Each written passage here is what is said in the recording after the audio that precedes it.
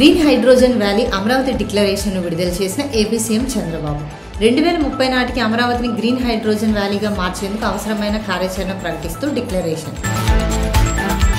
AP liquor స్కామ్లో మాజీ excise మంత్రి నారాయణ స్వామికి సిట్ నోటీసులు. ఈ ఉదయం 10 గంటలకు విచారణకు హాజరు కావాలన్న సిట్ అనారోగ్యం, వ్యక్తిగత కారణాల వల్ల హాజరు కాలేనన్న నారాయణ స్వామి.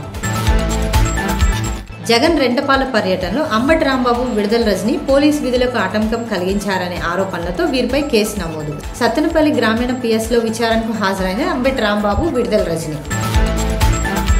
వైసీపీ ఎంపీ మిథున్ రెడ్డి అరెస్టును తీవ్రంగా ఖండించిన వైఎస్ జగన్. ఈ అరెస్టును రాజకీయ కుట్రగా అభివర్ణించిన జగన్ ప్రజలకు అండగా నిలిచేవారిని అణిచివేస్తున్నారని ఆగ్రహం. టీడీపీ ఎమ్మెల్యే జ్యోతుల నెహ్రూ సంచల వ్యాఖ్యలు. ఏపీ లిక్కర్ స్కామ్ కేసులో వైసీపీ అధినేత జగన్ త్వరలోనే అరెస్ట్ అవుతారని వ్యాఖ్య. మిథున్ విషయంలో చట్టం తన పని తాను చేసుకుపోతుందన్న నెహ్రూ. ఏపీలోని కూటమి ప్రభుత్వంపై వైసీపీ ఎంపీ వైవి సుబ్బారెడ్డి తీవ్ర విమర్శలు. లేని లిక్కర్ కేసు బనాయించి వైసీపీని దెబ్బతీసే ప్రయత్నం చేస్తున్నారన్న సుబ్బారెడ్డి. పార్లమెంట్ సమావేశాల వేళ మిథున్ రెడ్డిని అరెస్ట్ చేశారని మండిపాటు.